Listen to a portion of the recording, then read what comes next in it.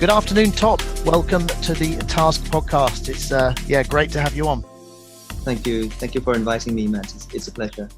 Yeah, I've been really looking forward to it, and a few things to cover. And I know we've kind of had chats on email back and forth. So, but I will have done a little bit of an intro to yourself and your background. But it'd be great if you can just kind of broaden that and just give our audience the kind of brief what you do, Bitkub, and your role in the sector. Sure. Hello, everyone. My name is Topp. I am Thai, and I've been in the blockchain and cryptocurrency industry for 8 years now. I was one of the very first persons in Thailand to advocate to everyone about Bitcoin and its potential. During those 8 years, I've founded 2 companies. The first one was called coins.co.th. It was one of the very first Bitcoin wallets in the country. Back then, people did not understand what Bitcoin was. People thought Bitcoin was a Ponzi scheme, money laundering, drug money, toy money. Don't go anywhere near it. That was the general perception. And back in the days, a lot of many regulators were, investigating on our companies and myself. So those were tough times. But eventually, we got through, and Gojek acquired the group. And then Bitkub is now my second company. We are now the largest blockchain and cryptocurrency companies in Thailand. Under our group, there are 4 companies that does different blockchain businesses. The first one is the largest fully regulated cryptocurrency exchange in the country, which controls 96.7% market share in Thailand right now. So almost everyone that trades Bitcoin uses Bitkub in Thailand at the moment. We have over 50 billion baht of customers' assets with us right now, and the daily average of trading volume is around 8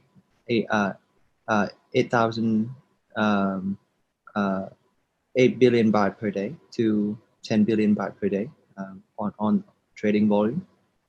And the second company is called Bitkub Chain and NFT markets. So the second company's aim is to create another marketplace, which is a non-fungible token market. And we already launched the Bitkub Chain as an infrastructure for people to tokenize their assets cheaply, efficiently. And we also have a native coin called Kub as an operating system in the Bitkub Chain. And the third company is called Bitkub Academy. We have it is our vision is to create an open education system for the country. So we have monthly meetups, online meetups, physical meetups, and classes every week to educate the customers on how to buy, how to sell, how to send money overseas with cryptocurrency, how to open accounts. And then the fourth company is called Bitkub Ventures.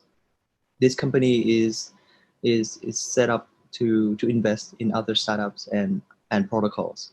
So we invest in other startups that have potential synergies within our group. So we invested in a few GameFi, play-to-earn games, in a revenue sharing model. We have a different market thesis to the previous traditional finances, where we believe more in the intellectual capital than the physical assets. So we invest in things like gaming strategies. We believe that we can monetize gaming strategies and play to earn games. Those intellectual capital worth more than physical assets. This is our market thesis, and we also invest in protocols. And the company is, I would say, one of the most profitable startup in the Thai startup history. I think the most profitable startup in the Thai startup history. Right now we have 1,478 employees under our group, and this year we will be making at least 5 billion baht of revenue, with a net profit of 2 billion baht, 2 to 3 billion baht of net profits. So that's around $100 million of net profit. And if we were to times this by a PE ratio of 10, this would put us to be a first profitable unicorn in the country. And this has been my journey so far. During those 8 years, there were a lot of tough times and good times, and now we are like a leader in the cryptocurrency and blockchain space in Thailand. Thank you. Great. Well, yeah, look, I mean, congratulations, a real success story, but it it's not just a story. It may also be the beginning of another story, because I think, what you're seeing today, and, certainly you've come a long way, but there's a lot going to happen, over the next 10 years, clearly 10 to 15 years, which, kind of begs my first question, really. There's been a lot of focus on the sector, in the last 12 months for one reason or another. And, I speak to lots of different people every week, and there are the kind of believers, and then there are the kind of non-believers. There's not much leeway in between. And, a lot of people are kind of grappling with this, where is this space going? What is happening with crypto? What are we going to be seeing, 10, 15 years from now, which I know is a long way ahead, but I'm assuming you would have a real good kind of hold on that and a good vision of that. Where do you see this whole sector going, and how is it going to kind of encompass the economy, and what are people going to be dealing with in terms of, crypto in everyday life 10 years from now? Sure. Matt, you were absolutely right. There were like two groups here, very different groups, strong believers and really like haters and totally non-believers here. This is what I have witnessed in the past like 8 years. But I would say the non-believers are getting less and less as we move forward. Back then, I remember when I first started my first company, there were a lot of non-believers. People thought Bitcoin was a Ponzi scheme, drug money. I got an investigation letter from the anti-money laundering officers. I got another letter from the Bank of Thailand. They thought that I was creating a competing currency, which a private company do not have rights to create, a legal tender, right? And I even got a letter from the revenue department if we were hiding taxes. How do we pay taxes with these things, right? So there were a lot of issues back in the days. I would not repeat the same thing again. Right? It was really tough. But as we, move forward in the future, we see that the non-believers are getting less and less. As education catches up eventually. People are, get to understand blockchain to the core more and more each day. People get to the education is really accessible to more and more people as we move along. And as you can see, Thailand is one of the very first country to regulate this space. We were actually one of the very first exchanges in the world to have a proper license from the SEC, Security Exchange Commission. And this license is issued by the Ministry of Finance. So if you look at Bitkub, we are already considered as a financial institution, but under the SEC, not under the Bank of Thailand, right? And we are holding a lot of customers' assets right now. And if you were to be in Bangkok, you will see Bitkub everywhere, on billboards, on SkyTrain, everywhere. We already have 2.3 million customers. Right? We're one of the fastest growing companies in Thailand in the last 3 years, averaging 1,000% growth consecutively for 4 years. And the space is one of the fastest growing as well. It's definitely a sunrise industry. And if you have heard the developments, recently the Bank of Thailand is issuing a central bank digital currency, which will be coming out in the first quarter of next year, less than 6 months from now. And we see not just the central bank digital currency that is coming out. We also see, financial institutions coming into our space. All of the biggest banks in Thailand has their DeFi team. They have their exchange team. They are applying for exactly the same licenses as us now. They're willing to put crazy amount of money into the space. They're believing that, finance 3.0 is here to stay and it's going to be the future. What they have been doing, finance 1.0, bank branches, ATMs, money counting machines, those are the old days. And it's a sunset businesses. They see their profit margins declining every day. and they're preparing for finance 2.0 and finance 3.0, DeFi, exchange, decentralized exchange protocols, blockchain, and a financial platform. And not just financial institutions, we also see that companies from publicly listed companies are opening up accounts with us to buy Bitcoin as their reserve. Right? Both companies in the stock exchange and private companies also that are outside of the stock exchanges, they are now opening up a corporate account with us. Right? So we see clear trends that even the central bank is entering the space, creating their own central bank digital currency. Financial institutions in Thailand are all coming in, setting up their DeFi team, believing in finance 3.0. We see, publicly listed companies and private companies opening up accounts with us, stocking up on Bitcoin as their reserve.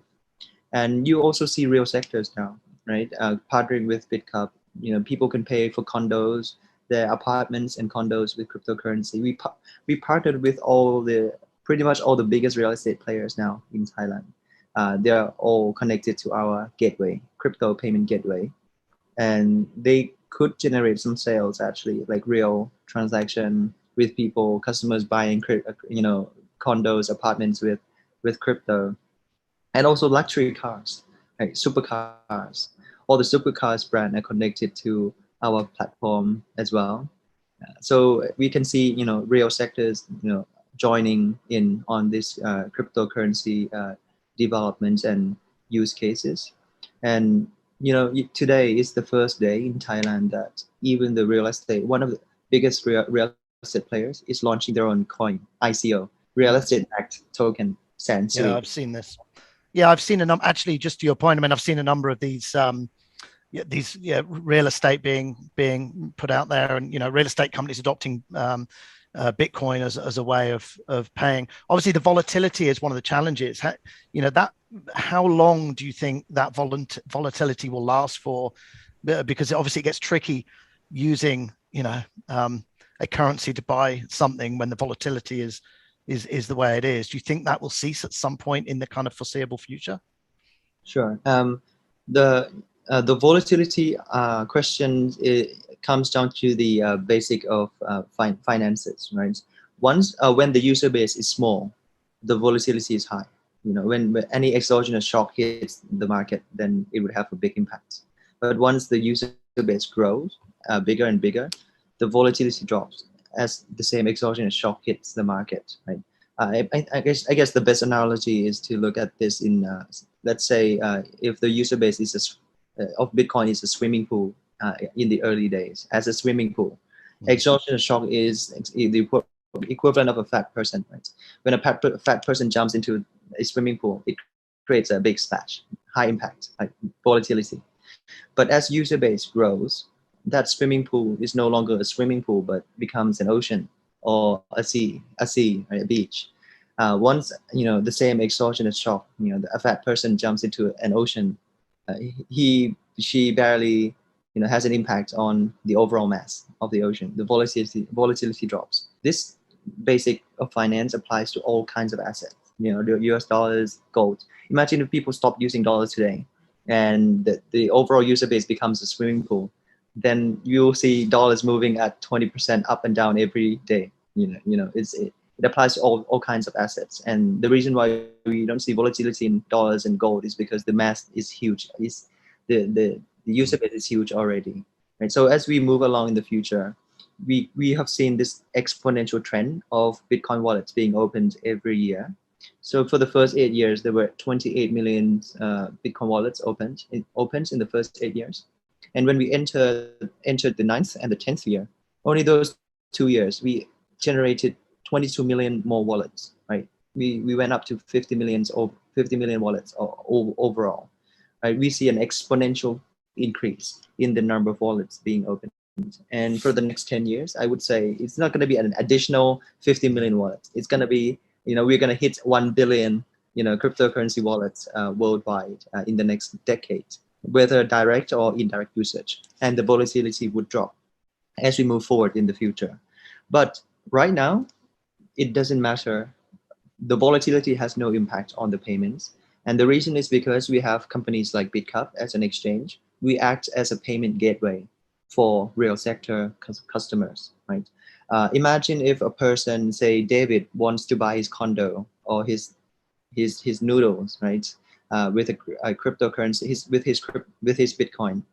And if Sansri or Ananda Condo has an account with us already, they can turn on the auto hedge function and auto withdrawal function. Right. Once David scanned that QR code, there will be a quotation popping up and said, "This is the equivalent price of Bitcoin in terms of Thai baht at that current market rate." And if David pressed enter, he already agrees that he would auto sell at the market rate, right? So the Bitcoin would be wired to the Bitkub exchange, and we would automatically put in a market order, not a limit order, right? A market order, and then it would be automatically exchanged into Thai baht. And the role of Bitkub as a payment gateway is to wire that Thai baht to that real estate players or to that merchant, selling noodles on this side street, right? And that transaction would take 3 seconds, right? 24 hours, 7 days per week. We already connected to all the banking rails, local banks in Thailand. So it doesn't matter if today's Bitcoin price is, 1.5 million baht or 2 million baht or 10 million baht, right? So long as the users agree that this is the price, the exchange rate that they're happy to pay, the receiver, doesn't need to know which coin the customers is paying for their condos or noodles with, because at the end of the day, they would only see fiat currency arriving in their bank accounts in the same manner that they are accepting credit cards or paper money. Right? So we call it we humanize the process. Right? We make it easy and we hide all the complexity of blockchain and private public key, algorithm. Cool, makes a lot of sense. Cheers for explaining that. Slightly on a different tangent, NFTs. I really want to get in a little bit into NFTs with you. There's a huge buzz around NFTs at the moment. Of course, the emergence initially in the art space, but and actually, I know you guys have just launched something this week, right? With, is it Power of Passion? Did I get is that the right title? Which is linked to what Miss Universe Thailand. So NFTs around that, which kind of good segue to the question, really. This NFT space. I mean, I get a lot of questions about it because as a business, we're going into this sector from a very socially focused point of view, and we've got opinions on the real value of NFTs. How big do you see this NFT space, and where else do you see it being used? I know that's a very big question, but I'm just wondering, beyond the stuff you're doing with Miss Universe Thailand, and where else can we see NFTs? Is it all about gamification? Is there other use cases beyond the kind of the art and the gamification that you're seeing? To be honest, I have never been more excited about the future. I can tell you for sure in certainty that in the next 5 years, gaming would never be the same again. And in the next 5 years, advertisement industry would never be the same again. And the entertainment industry also would never be the same. Influencers industry would never be the same again. It's a big disruption coming in. And we know that it's already working. For the first time in human history, you can play games and earn money, earn your living. For the first time in human history, you can watch advertisement and earn money, real money, for the first time. For the first time in human history, right? You can interact with your, the influencers or the artists that you love on a much, much deeper level, not just his or her voice. Sometimes we love an artist more than the basic layer of his or her voice. We may love the moments or the intangible assets that we love about that person. But the traditional media cannot extract that or monetize different layers of artists or the musician that we love. And we created this NFT market, and we're going to be launching in October. And we already have a lot of real sectors lining up to partner with us. Miss Universe Thailand, for example, for the first time in human history, we can actually tokenize, a long history of Miss Thailand, Miss Universe Thailand. We can have, action tokens by, celebrities and, role models.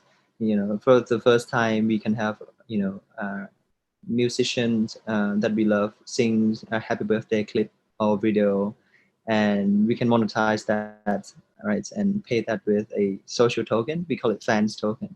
We create a win-win-win business models where viewers can watch videos and collect digital collectibles, tokens, and the viewers can use those tokens in exchange to redeem actions from the YouTubers or the influencers. For example, he can, the YouTubers can sing the happy birthday song for the viewers in exchange for those collected tokens, up to maybe 1,000 tokens, so that customers would at least watch his or her video at least 1,000 video before he or she can redeem that.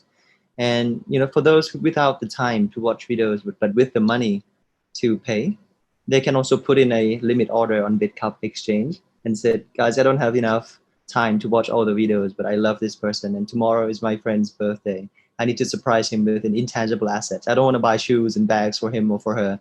I want to buy something that money cannot buy, something closer, deeper, engagement with he or she is crazy about this celebrity. I want to send him or her a happy birthday personal clip, a video clip, but I don't have enough time to watch to collect all these tokens. I'm gonna put in orders on Bitkub. Anyone has a token to sell, 10 baht.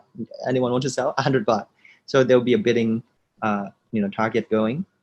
So we create a win-win-win situation for the influencers. They would have more engagements with their viewers and more views, more content engagements. For the viewers, for the first time in history, we can make it into a living. For those without jobs and they need to generate incomes, they can just watch videos all day, and that's already a new profession. And those with with money but without time, he or she can buy something that money cannot buy, intangible assets. Right, so we created a win-win-win situation, and we also partner with a lot of real sectors right now. As you know, COVID affected a lot of real sectors in old economy where people do not want to enter the department stores or go outside of their houses. We can increase foot traffic of traditional businesses and restaurants. For example, we can partner with Barbecue Plaza, right? And if Barbecue Plaza wants to generate more sales, we can say that customers would have to physically enter this particular store at this particular location to collect digital swords in a GameFi, earn to play, right? If you want to stay at home, play your games, you'll never get this swords, no matter how much money you have in the game. The only way to get this special sword is to go into this particular physical store physically and scan the QR code and cool. That's a cool idea. Right? At least consume a meal there. And then Barbecue Plaza on the back end would be buying a bulk of gaming items with us. And say monthly, I need a million swords so I can give to a million customers on the back end. So we would monetize NFT games, products, items to the real sectors. And the real sector said, on average, I'm paying Bitkub 20% on each source, but my profit margin on food is 200%. I don't mind as long as you increase my foot traffic. I can just bring customers to my store, right? And customers would win also because once they consume the meal, they can sell the swords on a secondary market and they can earn a living. Maybe that could be a free meal for the customers because they would already earn a profit on selling that sword, right? So we can increase foot traffic to different cities also. Phuket, Chiang Mai, not just in Bangkok, right? And even condos, if condos want people to visit the actual space to experience, what the condos would look like, they could partner with us to collect digital, items to generate more sales. And this is where we see the real sector, blending in with the digital economy use cases. and this is going to be huge. We can increase almost sales of everything. Green tea bottle, if you want to increase green tea sales, you can scan QR code, on the cap, right, under the cap, to gamble on different game items, but you have to buy that green tea bottle first, right? So we can partner with the real sectors to increase sales in many dimensions. And I'm very excited. We can create a win-win-win situation here. Nobody has to lose out, right? Advertisers get to have more engagement, more viewers. The ones sharing the media companies, they can earn and more money with the advertisers now because they can create more engagement with the users. For the first time in human history, users also earn money from watching advertisements and play games and interact with their celebrities. So I think it's going to be a huge disruption coming in the next 5 years. I absolutely share your excitement, and thanks for sharing all that, because some of those some of what you explained now I hadn't really considered. What is interesting, I think, I asked you about NFTs. Throughout all of that answer, you didn't use the word NFT, which I think is so important, because part of the confusion I think right now is people hear this word NFT and they have to start understanding the technology, which frankly that isn't what you need to understand in terms of the application in everyday life. And those examples that you gave, in every one of those situations, the person that's involved, whether it's the shopkeeper getting more customers in, whether it's the player or individual coming in and getting the tokens, they don't need to understand NFTs. They just need to be part of this community process, which is why it's very exciting, hugely disruptive. You touched on a little bit there, how it could potentially help out restaurants that are during COVID. Are there any other insights you can share of how you could see it potentially disrupting and adding value to the charity sector, which is somewhere we're obviously in that sector, looking at ways that we can bring more value to social enterprises, non-profits. Are there other use cases that you can see where it can really kind of bolster fundraising, social projects? Sure. If we talk about the fungible token first, like Bitcoin and Ethereum and other current cryptocurrencies in the market, fungibility property is one of the characteristic of money, right? If fungibility means every 1 baht is the same, every 5 baht is the same, every gold bar is the same. We call it fungible token. And NFTs is the non-fungible token. So every item is unique, very unique, right? And if you talk about the fungible token first, how it would change the donation industry.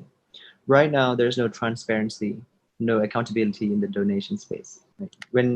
When you see a person is crying in front of a television, say if I'm in Bangkok, a person in Chiang Mai was affected by, I don't know, forest or burn, fire, or flooding, and then the reporter is interviewing her on TV.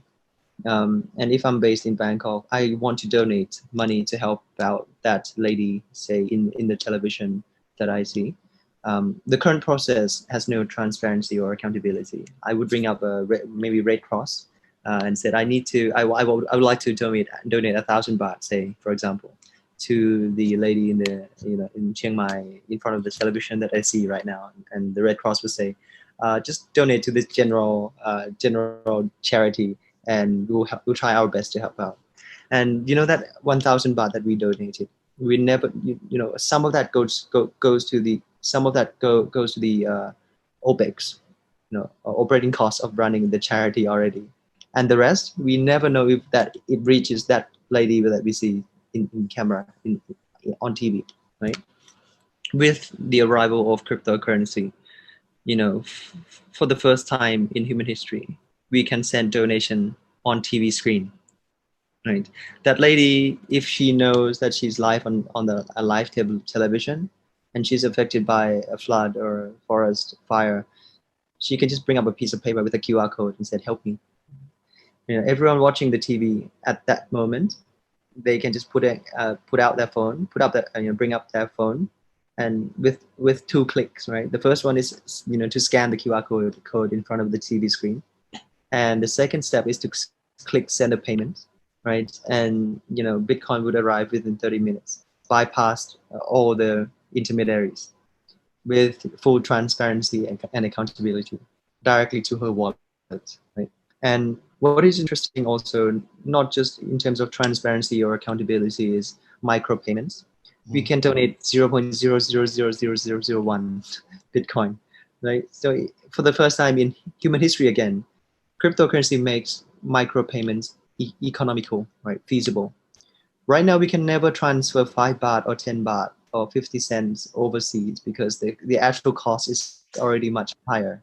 Right? But with the cryptocurrency, properties of divisibility properties, then we can just scan QR code and within 30 minutes for Bitcoin, but much shorter for other cryptocurrency, shorter wait time, the money would hit right away, right? And we can wire very, very small amounts that banking industry cannot offer that product or that capabilities.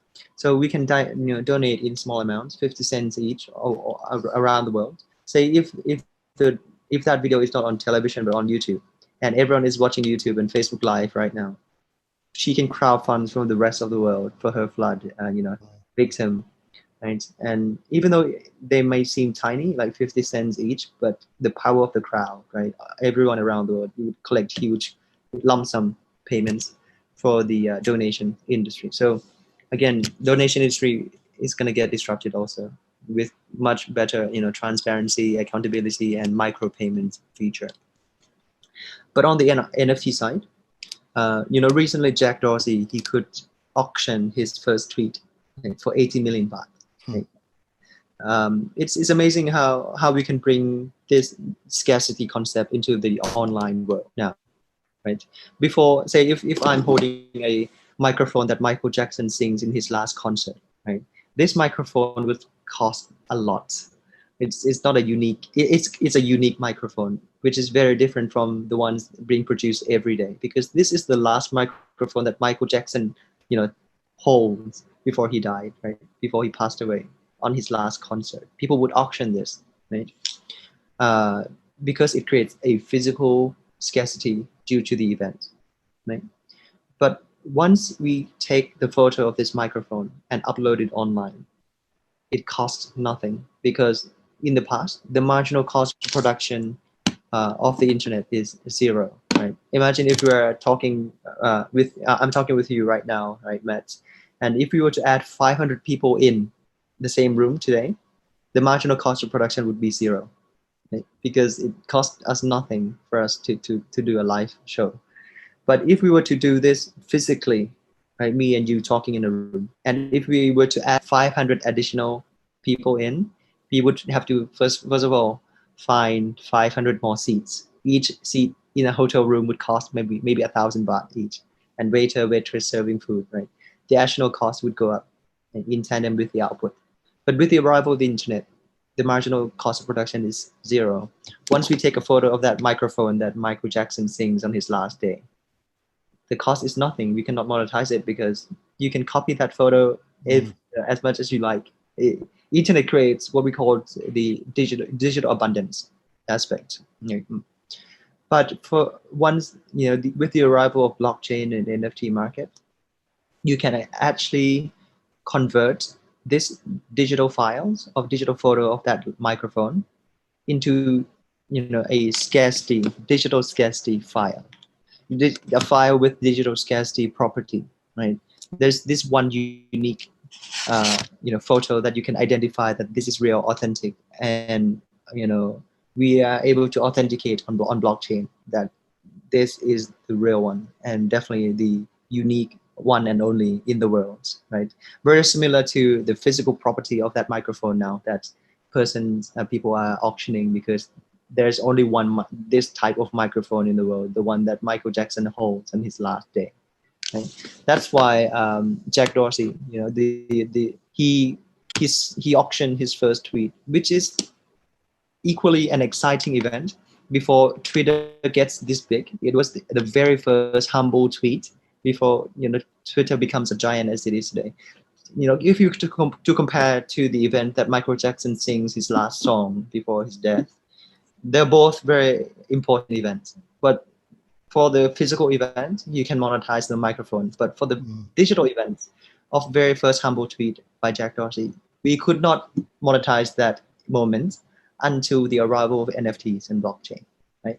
So with charity, you can not, in the past we can only auction physical assets, and you earn, the money you earn from that auction you would donate to the society, right? A lot of millionaires, billionaires in Thailand right now have their own charities, right, named under themselves, and they usually sell like sport cars, supercars, or antique, goods that their families have been collected over the years, and they would donate those money back to the society. But for the first time in human history, you can sell digital products too that are unique in properties too, and you can earn the money from digital auction and donate back to the society, right? So we can sell intangible assets, not just tangible assets going forward in the future. So money from donation would increase to maybe an order of magnitude more, because now you can monetize different hidden layers that we could not do in the past.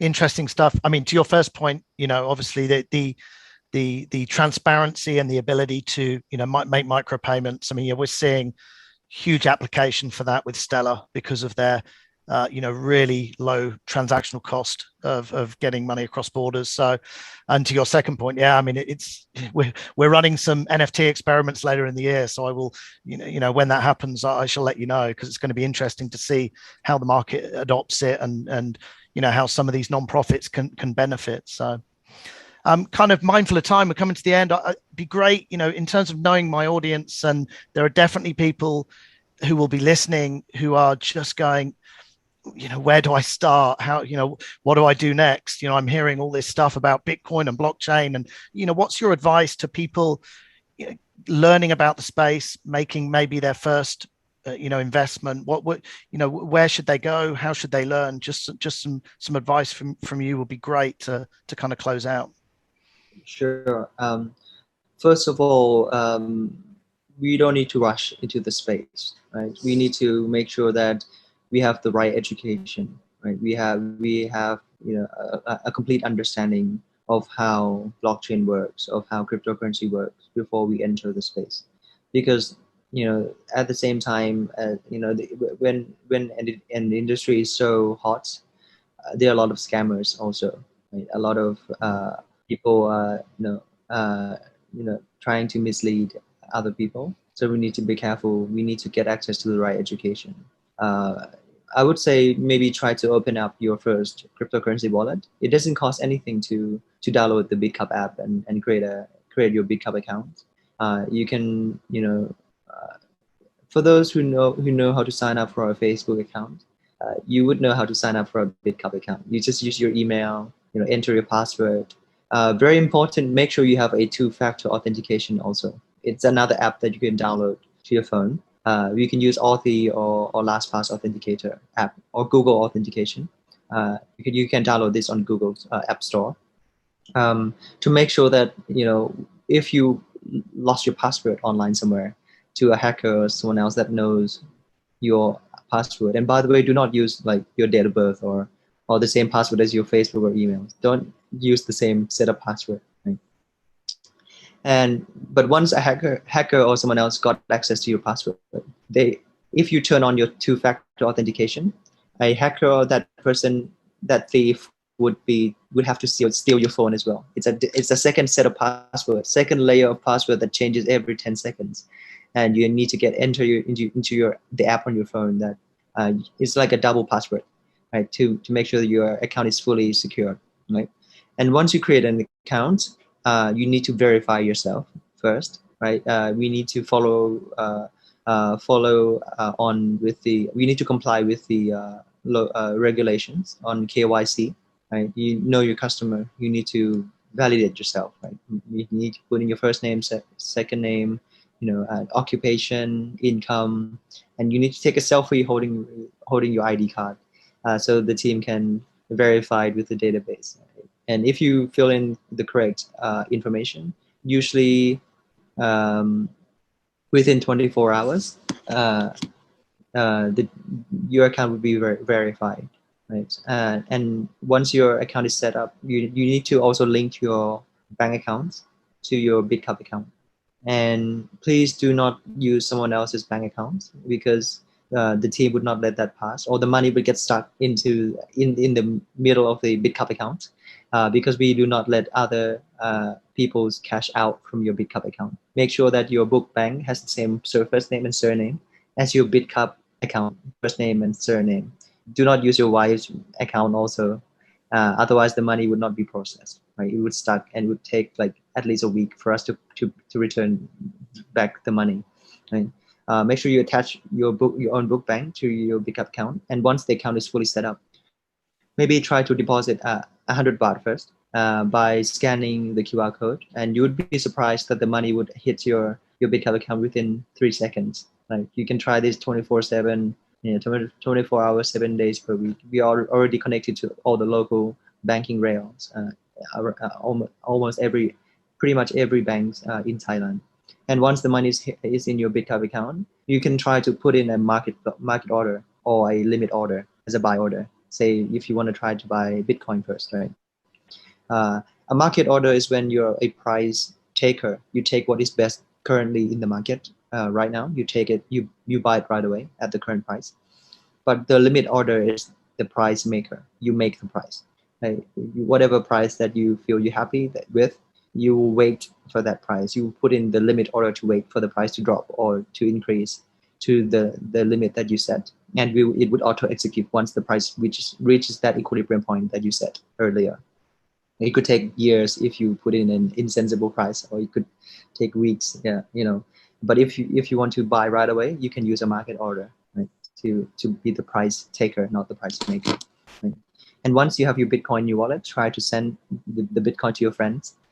You can send micro payments, because you only buy like 100 baht of Bitcoin. Right? You can send 0.000001 Bitcoin to your friend. Your friend needs to give you a public key for you to send your Bitcoin to. And once you send your Bitcoin, you can go to blockchain.info to check the confirmation time. Usually, after 3 confirmation or 30 minutes, Bitcoin would arrive in your friend's wallet. And make sure your friend send your Bitcoin back. You can give your friend your public key, which is accessible on your Bitkub wallet. Every Bitkub wallet have their private keys, right? And once you're opening up Bitkub wallet, you have a lot of public keys on different coins. You automatically have 40 sub wallets for different cryptocurrencies. So if you want to receive Bitcoin, you need to go into the Bitcoin wallet section and give the public key of your Bitcoin wallet. And if you want to receive Ethereum, right, Ether, you go to your Ethereum wallet and give out the public key of your Ethereum wallet. Do not give out your Bitcoin public key. It's not interoperable, right? And once your friends send you the Bitcoin back to your public key, try to sell it, right? Market order or limit order. Like once you have matched the order, once you receive Thai baht, try to cash out. Usually it links with you must already link your bank account with your Bitkub account. And it would normally take around 3 seconds for the money to hit your bank account. 24/7, right? 24 hours, 7 days per week. Once you complete the full loop, you can increase more money as you get more comfortable with the process. And my advice would be to use the money that you can afford to lose. Do not lend, do not borrow, take out loans to speculate. Do not sell your houses, your cars. Do not put everything into this, because all the investment has risks, right? Risk and return. High risk, high return. That's normal for all kinds of assets. Make sure that you can afford to lose, or to speculate on the money that you can afford to lose. Not essential day-to-day like life money, right? Because usually those people that win in the market are those with really, really cold money. When they can forget about them, because the volatility is high. Once it reaches the peak, I've been in this space for 8 years now. Once it reaches the peak, the price will go down by 80%. Imagine if you put in 1 million baht in 2000, 17, right? 18, when Bitcoin reaches the all-time high of 600,000 baht per Bitcoin 4 years ago, and the price would drop right down to $3,000. So that's 70% of your money, 80% of your money gone, right? 1 million baht, you would be left with 200,000 baht, right? 300,000 baht. People would panic if you use hot money that you need to use day to day, right? So 7% of my wealth gone. But people with really cold cash, that they can forget about it, right? If they hold through that period, right now one Bitcoin is like almost 2 million baht, right? Back then it was 600,000. That was the all-time high. You would earn an average return of 300% in 3 years, which is one of the highest return all kinds of assets in the world. Same in the first wave. It happens once every 4 years after Bitcoin halving. I entered the industry from the first Bitcoin halving, the first wave. The price went from $11 up to $1,150. That was the all-time high, right? And imagine if you use hot money or something day-to-day essential money, and the price went down by 80%, down to $200 from $1,150. Right? If you put in 1 million baht, you would be left over with 200,000 baht. People would panic if you use hot, like essential money, right? Or if you borrowed someone else's money, or if you sell your houses or your cars for this.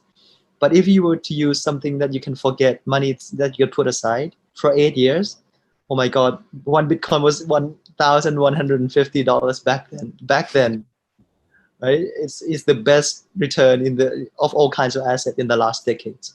So make sure you do not use essential money. Do not borrow the money to invest, to speculate. Do not sell your houses, your cars, right? And don't copy your neighbors. If your neighbors, bought a new car, and you said, well, how did you do it? And he said, I speculate on Bitkub, with Bitcoin. Not everyone is in the right circumstances in life or situation or the right education. Make sure you don't rush the process. Don't just say, oh, he doesn't look, smarter than me, but he can get a Mercedes now, or, I can do the same. Don't have that mindset, right? Don't borrow the money. Don't sell your houses for this. Make sure you're in the right state of mind. You have the stomach to ride on the volatility wave. Make sure all the circumstances in your situation is ready first before you get started. Cool. Sensible advice. So, look, pretty much at the end. So appreciate you coming on again. In terms of people wanting to follow you, social media, keep up to date with the stuff you're doing. What's the best place? Twitter, Insta? Do you want to just share your handles where you'd like people to go and follow you and see what you're up to? Sure. Well, first of all, thank you so much for inviting me on this show. It's a great, pleasure, and it was a very productive session. I hope the listeners enjoyed this session, the discussion. It's a very useful and productive, knowledge for the future also. You guys can follow me I'm pretty much on all the social media, but the most active one is I have a Facebook page, right, with almost 1 million followers now. You can search Topp Jirayut official. So Topp TOPP double P, right? Topp Jirayut is my first name, JIRAYUT, and then official. You can follow that page. It's a page that shares all the future innovation and disruptions. We talk about what is social banking, what is cloud kitchen, what is blockchain, what is central bank digital currencies. It's a page that would never talk about the traditional finances or stocks. We would rather educate about the future disruption. You can follow me on Twitter, Instagram, YouTube. I'm on all social media. You just search Topp Jirayut official, and the official page would come up. Cool. Well, I will leave those links in the notes for anyone who's listening to the pod. But look, thanks for your kind words. Also, really, it's been productive. It's been interesting and insightful for me to hear some of your kind of thoughts and opinions on the sector. So, and I look forward to speaking again, meeting hopefully as things start to open up here in Thailand. And wish you all the best. So, thanks again, Topp. Thank you very much, Matt. Have a great week.